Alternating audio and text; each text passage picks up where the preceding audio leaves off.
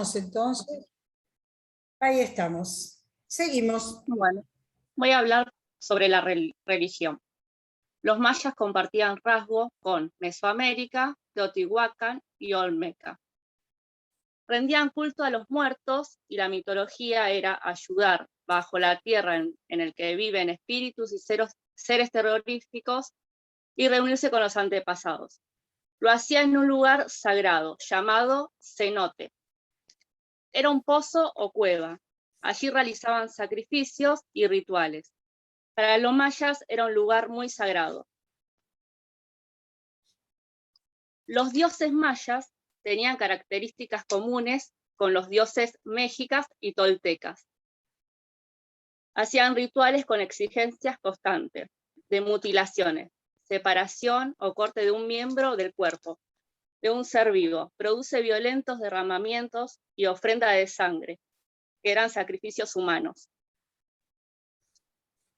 El dios Itzá-Na, dios del cielo y la noche, se lo llama espíritu universal. Se lo considera un héroe cultural por cultivo del maíz y creación de calendario y descubrimiento de medicina maya. El dios del sol, Kinich-Au, representaba por jaguar, águila o algún animal. Representaban el poder y se dice que era generador de luz y del tiempo. Usaban el vocablo Kinich, idolatrado con danzas y sacrificios, por ser un ser de guerra y buscaba obtener su protección. El dios de la luna, Ixchel. La señora de la luna tenía el control sobre los ciclos de este satélite natural de la Tierra. Otras atribuciones como la fertilidad, la sexualidad y el embarazo. Las mujeres le encomendaban la protección de sus hijos. El dios de la lluvia, Chak. Protector de la agricultura, se le ofrecen rituales para una buena cosecha. Cuenta la leyenda que en su mano tenía un hacha y golpeaba las nubes para hacer llover. Chak era hermano del dios del sol. Juntos derrotaron a sus padres adoptivos. También cuenta que Chak cometió adulterio con la esposa de su hermano, por lo que fue castigado y que cuando llora arrepentido el cielo se nubla y llueve. Kukulcán, dios del viento. Es el dios del agua y el viento. Algunos afirman que Kukulcán y Quetzalcóatl son los mismos. Kukulcán puede comprobarse que en la ciudad de Chichén Itzá fue una de las ciudades más importantes del mundo maya, donde sus fundadores, mayas itzáes, rindieron culto a la serpiente emplumada a través de ofrendas. Los antiguos mayas pudieron ver hace cientos de años un ángulo del sol que refleja sus sombras sobre la escalera, dando la ilusión de una gran serpiente y desciende hasta el suelo. El popular juego de la pelota, sentido religioso y ritual, se practicaba en canchas y especialmente preparados con un espacio abierto, entre dos estructuras laterales. Forma un talud terminado en una cornisa de varios metros de altura. El juego de la pelota es en el lugar Chichén Itzá, más importante de todo México. La cancha se halla una gran serpiente de piedras y ambos extremos tiene dos pequeños templos de los jaguares.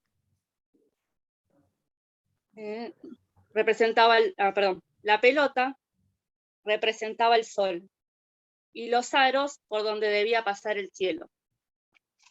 Fue muy raro. Cosmovisión.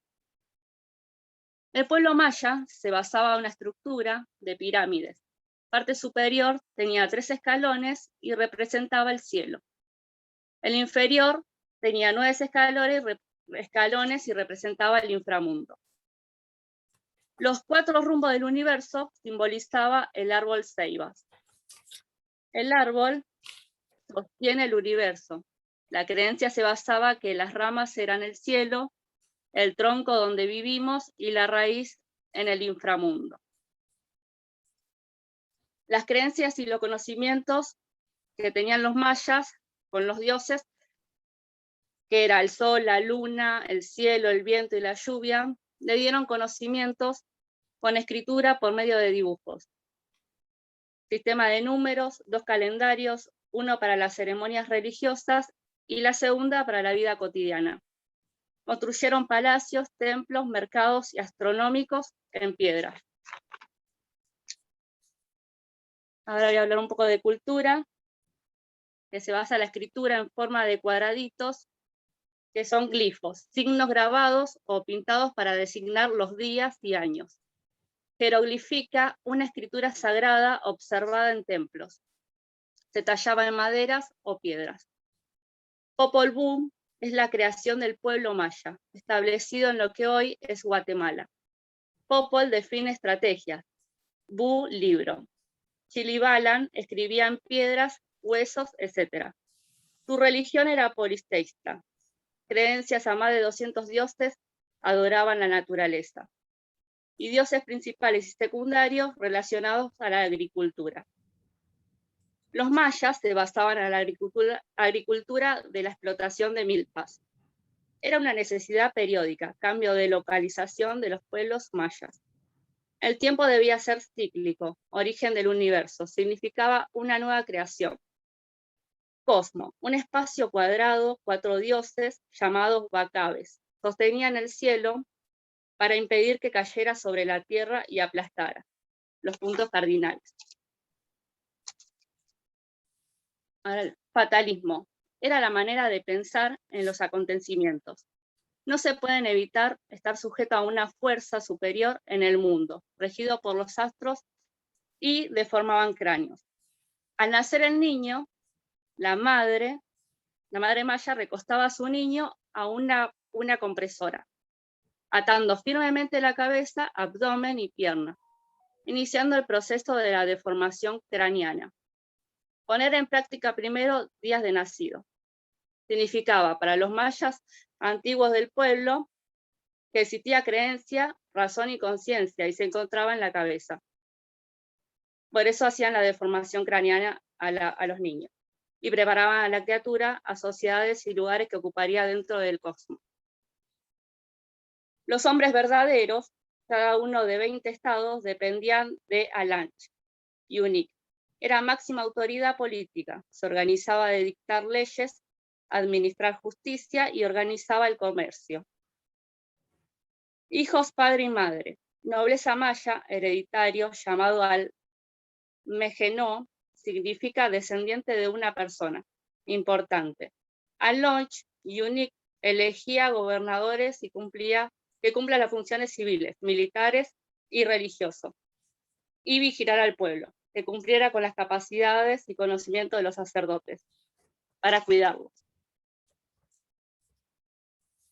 Bueno, después la economía de la cultura maya, de las agriculturas, cultivaban maíz, poroto, calabaza, cacao, algodón, como decía Juan, y gracias al desarrollo del calendario lunar y solar sabían el mejor momento de siembras y cosechas, en la zona donde vivían y estaban cubiertas de bosque. Hasta ahí llegué. Bueno, muy bien. ¿Quién sigue ahora? Vero.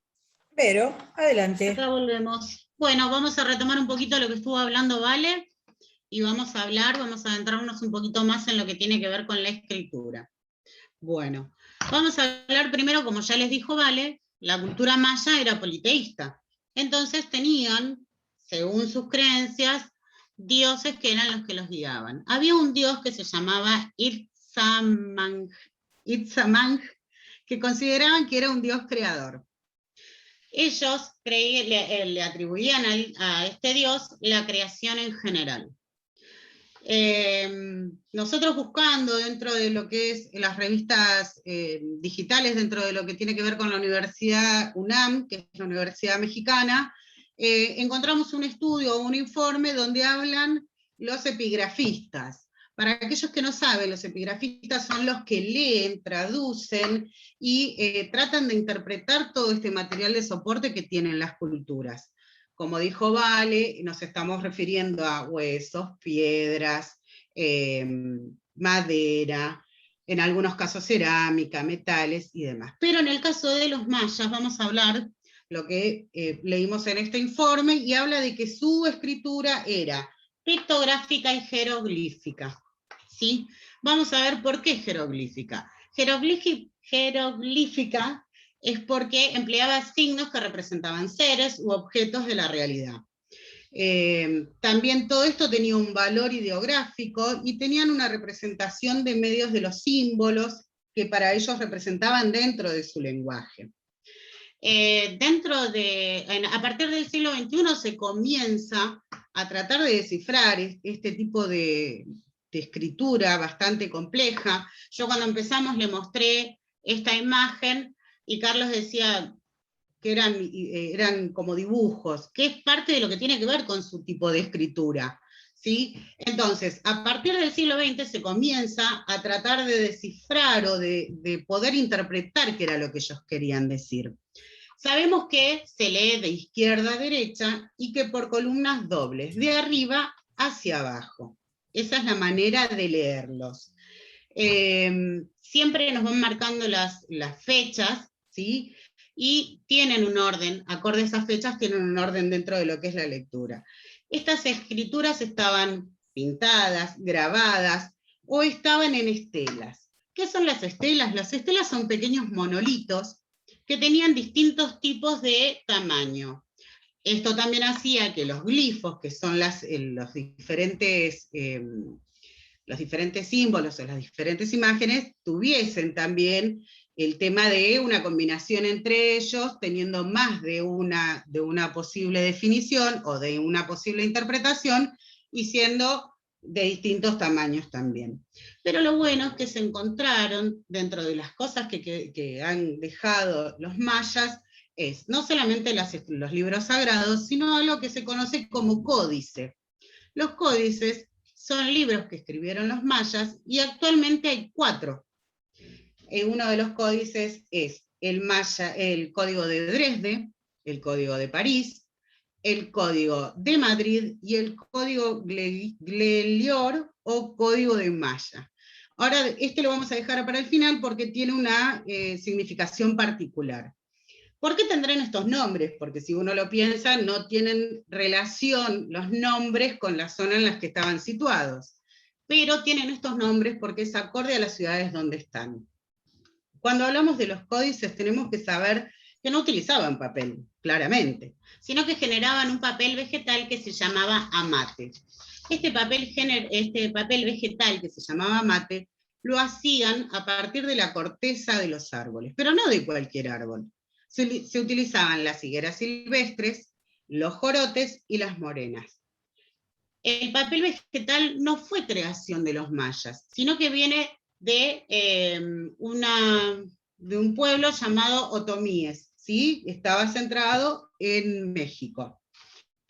Bueno, cuando hablamos de los códigos vamos a hablar un poquito de cada uno. Perdón, ¿sí? pero es muy importante lo que estás diciendo, porque se considera, no se sabe muy bien, pero se considera que los teotihuacanos tenían una procedencia otomí en la lengua, o sea que claramente hay una relación en todos estos pueblos, ¿no es cierto? Por eso volvemos a decir algo que dijimos la vez pasada, que cuando se estudian aztecas, mayas, no vienen de la nada, es decir, hay toda una tradición en Mesoamérica que cimenta lo que nosotros decíamos, ¿se acuerdan? Su trama de significados, ¿no es cierto? Su cosmovisión, como ustedes dijeron, toda esta cultura que claramente se enraiza en otros pueblos anteriores, ¿verdad? Y esto es muy importante, ¿eh? Muy bien, adelante. Bueno, entonces vamos a hablar un poquito de cada uno de los códigos. Vamos a hablar primero del código Dresde. Este código lo que tiene son tablas astronómicas, ¿sí? Recordemos que los mayas creían mucho en la astronomía, en lo que tenía que ver con el inframundo, lo que estaba más allá de las estrellas. lo que se observa o lo que han observado los estudiosos han dicho que tienen una precisión muy exacta. A ver, cada código de estos no es que apareció el código y sí, es maya o sí dice tal cosa, sino que lleva todo un proceso donde se observa la datación, donde se toman en cuenta los símbolos, donde se estudia el papel vegetal, y ese papel se busca si es orgánico, si no es orgánico, si tiene algún tinte particular o no, el tiempo de uso y de proceso. Entonces, en el código 3D, que es el primero que vamos a nombrar, tenemos las tablas astronómicas, que tienen una gran precisión. Estos códigos tenían una serie lunar, ¿sí? Y a su vez tenían un ciclo venusiano, es decir, un ciclo de Venus, que estaba marcado por interbandos que estaban relacionados con los eclipses, y claramente también se tomaban los movimientos aparentes de la Tierra. Este es uno de los primeros códigos. Recordemos que hay 4 códigos mayas que se encuentran en la actualidad. Tenemos el Código de Madrid, o el Códice en realidad, que es un libro más adivinatorio. Recordemos que los mayas creían en esto de los espíritus, creían, eran politeístas. Entonces, el libro adivinatorio de esta época lo que buscaba era dar a conocer determinados augurios. ¿A qué? Esas determinadas predicciones, por decirlas de algún modo? Tenían que ver con los pronósticos, los dioses, los tiempos de siembra, pero a su vez estaban relacionados con el calendario sagrado. El calendario sagrado, después de que hablemos de esto y del sistema de numeración, vamos a entrar un poquitito para explicarlo. El Código de Madrid, o el Códice de Madrid, lamentablemente, de los 4, el códice que en peor estado está. Está resguardado y demás, pero en la conservación casi es imperceptible. Después tenemos el Código de París, que también habla de augurios, ¿sí? Estos augurios son distintos, porque habla de los días. Teníamos a los días que se llamaban uniales, después teníamos los meses de 20 días, teníamos los tunes, que son años de 360 días, y también existían los portadores de años para periodos de 52 años solares, y los ciclos catunes, que eran de 260 años. Bueno, ahora vamos a hablar del Códice Maya, o de Goglier, que es, a mi entender, y por lo que yo estuve investigando, es el código más importante. Si bien cada uno de estos códigos fue dejando un legado, y nos permite conocer la cultura de ellos, el Códice de Goglier es el único código más legible que existe de la cultura en América, ¿sí? Está en el mejor estado de conservación posible. Se lo llama como eslabón, fuente y testigo. De hecho, se dio durante un mes la posibilidad de hacer en México una pequeña presentación de este códice para que pudieran observarlos claramente con todos los cuidados y demás, porque es el único que se encuentra en las mejores posibilidades de leer y de interpretar. Lo dan a conocer en 1971, y este código está avalado por el INAH. El INAH es el Instituto Nacional, no nuestro, sino mexicano, de Arqueología Histórica. Por eso les vuelvo a explicar que no lo hacen de manera fácil, sino que lleva todo un proceso. Se calcula que tiene una antigüedad aproximada de entre 1000 y 1154 años este código, y que tuvo una vida útil, es decir, que fue utilizado sin estar, si bien está en unas condiciones legibles, no está excelente, pero tuvo una vida útil de 104 años. Este códice tiene 20 páginas, no es como nosotros creemos que es un libro así, es a lo largo. Tiene 3 capas de este papel vegetal amate que yo les explicaba recién, que para cuando buscaron la datación era increíble la cantidad que encontraron de minerales, de lo que ellos llamaban negro humo, que es como si fuese una tierra muy particular con la que se fue conformando, o sea que era lo que quedaba el rastro dentro de este códice. Aparece este códice de una manera más extraña, en realidad, porque fue robado, y lo encuentran, lo encuentran, no sé, la verdad que no recuerdo quién, pero sé que a partir de ahí se busca todo lo que tiene que ver con este códice. Tenía 20 páginas aproximadamente, no se ve en este códice sujetos ni verbos, sino que lo que se ve es más una cuestión de calendario, más fechas más temporales, ¿sí? Y el texto se cree que estaba primero entre las zonas del este de Chiapas y de Tabasco. Actualmente está dentro de, en México hay un museo específicamente de lo que tiene que ver con las culturas precolombinas, que a su vez trabaja de manera conjunta, tanto con la Universidad de México y con el Instituto de Estudios Mayas y Fiológicos referidos a esta cultura. Bueno, esto es lo que tiene que ver con los códigos, con los códices. Vamos a hablar ahora del sistema de numeración y de lo que tiene que ver con el calendario maya. Bueno, sabemos que la base de cualquier calendario es un sistema numérico, ¿sí? Los mayas utilizaron 3 símbolos. Esperen que les paso la imagen. Miren, acá, si lo pueden apreciar, este es el códice maya, que es el que se encuentra en el mejor estado. ¿Sí? Bueno, ahora vamos a hablar de lo que tiene que ver con el sistema numérico. Ustedes verán que hay diferentes imágenes. La primera, el sistema de numeración maya se conformó a partir de 3 símbolos. El primer símbolo que ustedes pueden observar es como si fuera un caracol, que significa 0. ¿Qué pasa? Este símbolo fue muy importante. ¿Por qué? Porque esto permitía dar dataciones de mucho tiempo, ¿sí? Por ejemplo, 30, 300, 100, no solamente de 3, sino nos daba la posibilidad de hablar de dataciones de mucho más tiempo. La unidad, que es el 1, está representada por el número 1 en forma de punto. Van a ver que sigue de esta manera hasta el 4. Pero ¿qué pasa? En el 4 ustedes van a observar que hay una raya o una línea. Esta raya va a representarnos al 5. ¿Sí? Entonces, cuando yo quiero escribir 6, pongo la raya del 5 y el puntito por sobre. Y así hasta llegar a 10. Miren que en 10, por ejemplo, tenemos 2 rayas de 5. Pero ustedes fíjense en que con 3 símbolos básicos, viéndolo desde hoy, desde nosotros, el caracol, el puntito y la raya conformaron para ellos un símbolo importantísimo, que fue el sistema de numeración.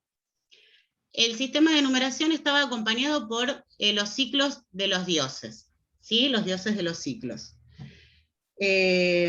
Bueno, también representaban, con estos calendarios representaban el día, el mes y los años. Se llamaban gobernantes, que eran los considerados conocedores de lo que tenía que ver con el tiempo. Y había uno muy particular que lo nombró Vale, que es Kunul Kinich Agua, o A, algo así, perdón, que a la traducción es Sagrado Señor de Ojo del Sol, ¿sí? Se creía que podía saber los momentos propicios para las faenas, para las cacerías, inclusive para los inicios de las guerras, ¿sí? Y también era dueño del pasado, del presente y del futuro, porque conocía los tiempos. Bueno, cuando hablamos de este sistema de numeración y de los registros que tenemos numéricos de los mayas, por lo general están referidos a los tiempos, ¿sí? Y dentro de esto teníamos el calendario. ¿Qué pasa? El calendario está compuesto de varias partes, ¿sí? Tenemos el calendario que tenía como unidad básica que contaban el día como kin, huinal eran los 20 días, después teníamos el tun, que eran 360 días, catún, que eran 720 días, y batkun, que eran 144 millones de días. Ellos contaban a partir del 3113 a.C. El calendario estaba compuesto por varias partes. Una de las partes era el calendario sagrado, que se llama Solkin o Bupsok. Este calendario comprendía 260, a ver si puedo llegar, 260 días, ¿sí? Y marcaban los eventos y hechos míticos que se daban con estos antepasados y los dioses mayas. Pero ¿qué pasa? No se podía leer solo. Había que leerlo junto con el abad. Y el abad era el ciclo solar que estaba compuesto por 365 días. Pero dentro de todo esto, tenían 5 días que eran los 5 malos días. Recordamos lo que dijo Vale cuando dijo que era una civilización politeísta. Entonces ellos creían tanto como en los dioses como en los espíritus. Estos 5 días malos se los tomaba como que eran los días en que rondaban los malos espíritus. Dentro de su calendario, la manera que podían leerlo era a través de la rueda numérica. Si ustedes miran el dibujo, van a ver que hay como un borde, que es este, no sé si lo llegan a ver, como un borde, y eso se llamaba la rueda numérica, ¿sí? Esa rueda numérica estaba compuesta para producir 52 años para generar un ciclo que durara eso. Pero era un ciclo que volvía a comenzar, después de los 52 años, volvía a comenzar. Esta rueda calendárica tenía una cuenta lunar de 18 meses y se debía leer, como ya les dije, junto con el Ab o la Hab y el calendario sagrado. ¿Dónde se encuentra todo esto, si uno quiere saber? Se encuentran en las ruinas de Xultum, que son las ruinas de Guatemala. Bueno, vamos a retomar un poquito lo del sistema numérico y vamos a decir por último que tienen una base que es vigesimal. ¿Qué es una base vigesimal? Una base vigesimal es una base basado en 20. Nosotros tenemos un sistema decimal basado en 10. Ellos lo tenían basado en 20. Y cada unidad representaba un múltiplo del 20. Después también dependían de la posición, si eran de izquierda a derecha o viceversa. Bueno, como yo ya les dije al principio, era el 0, el 1 con el punto, el 0 con el caracol, el 5 con la raya, y iban a ir subiendo acorde a la composición del número.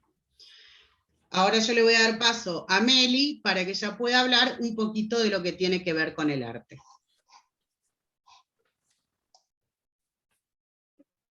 Bueno, yo le voy a hablar un resumen así del arte. Bueno, el arte de la civilización maya se desarrolló en el este y sureste de Mesoamérica a partir del preclásico tardío y que floreció en el periodo clásico. Incluye estructuras arquitectónicas, que bueno, lo había mencionado Juan, esculturas de piedra, piezas de madera talladas, modelado de estuco, pinturas, murales. Los más conocidos de los murales son los de Bonampak. También había escrituras y libros, cerámicas, piedras preciosas y otros materiales de escultura y decoración corporal. El arte maya era inspirada en situaciones de la vida cotidiana, en la naturaleza, sucesos importantes, y también tenían una simbología religiosa. Bueno, la cultura olmeca, tolteca y la de Teotihuacán tuvieron una influencia significativa en el arte maya. Bueno, el arte maya precolombino conoció una prolongada fase posclásica que terminó en el siglo XVI, cuando los trastornos asociados con la conquista española destruyeron la cultura cortesana, digamos, ¿no? Maya, y pusieron fin a su tradición artística. Las principales formas de arte tradicional que siguen en la actualidad son la producción de tejidos y diseño de las casas de los campesinos. Bueno, ahora voy a dar lugar a... a mí. Bueno, voy a contar el fin de la civilización, ¿no? Bueno, ahí, no sé, se supone que fueron varios factores, ¿no? Pero bueno, vamos a empezar, por ejemplo, cuando llegaron los españoles a América Central en 1517, su objetivo era someter a la civilización maya, pero esta no era el imperio de 2 millones de personas que hubo en su mejor momento, ¿no? Que tuvo en su mejor momento. Esto solo una fracción de ella quedaba. Es decir, que en menos de 200 años se redujo muchísimo. Bueno, eso es una curiosidad que bueno, se ha investigado muchísimo, Y bueno, alrededor del 850 después de Cristo, después de siglos de prosperidad y dominio, los mayos comenzaron a abandonar las grandes ciudades. Bueno, esto es lo que le contaba, que en menos de 200 años se redujo un montón. Al igual que con el Imperio Romano, probablemente hayan sido muchos los factores.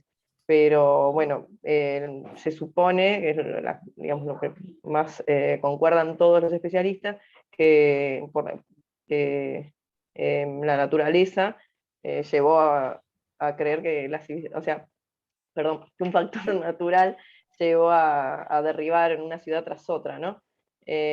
Bueno, bueno, es un poquito más extenso, que hablan de distintos estudios que se hicieron, y más que nada se consideraron los registros climáticos antiguos de América Central a principios de 1990, y existe un consenso sobre que hubo un periodo severo que condenó a desaparecer la civilización maya.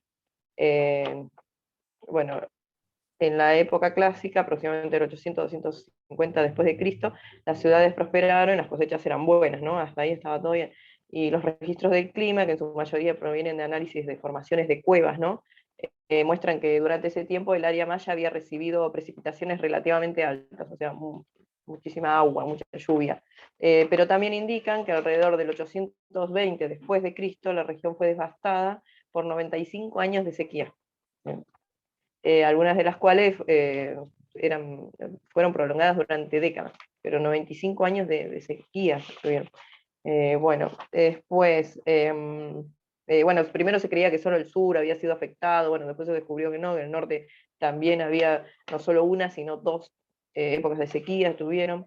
Y bueno, y después también se puede demostrar cómo fue disminuyendo, ¿no? Esta cultura, las personas, digamos, la cantidad de gente que había, porque hubo disminución, por ejemplo, del 70% de inscripciones en calendarios de piedra en la segunda mitad del siglo IX, que fue uno de los más golpeados. Después también indica que la construcción de madera se redujo durante el mismo periodo, o sea, hubo distintos factores que demostraron que, que en ese tiempo algo pasó. Después, bueno, se habla de una mega sequía devastadora.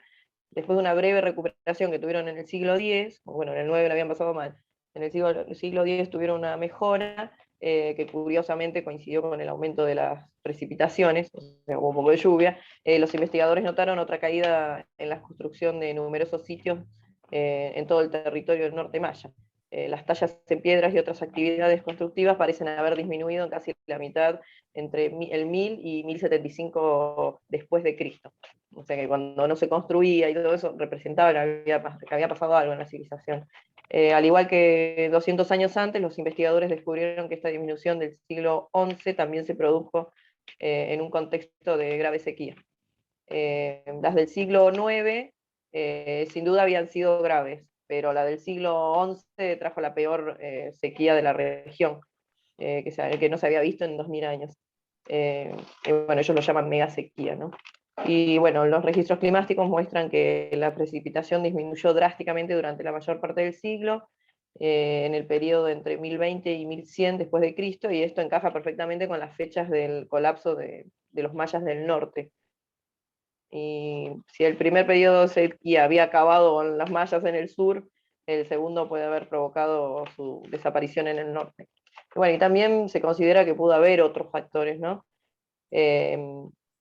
Bueno, ellos eran una civilización muy grande, dependían más que nada de los cultivos, eso le daba un poder económico, ¿no? Y bueno, necesitaban tener ese poder económico para sostener la enorme fuerza de trabajo y demás que tenía la ciudad. Entonces, a medida que las reservas de alimentos se reducían durante las décadas secas, la competencia por los recursos probablemente fue una de las más intensas, y tal vez con el tiempo llegó a un punto que provocó la fractura irreparable de la civilización maya.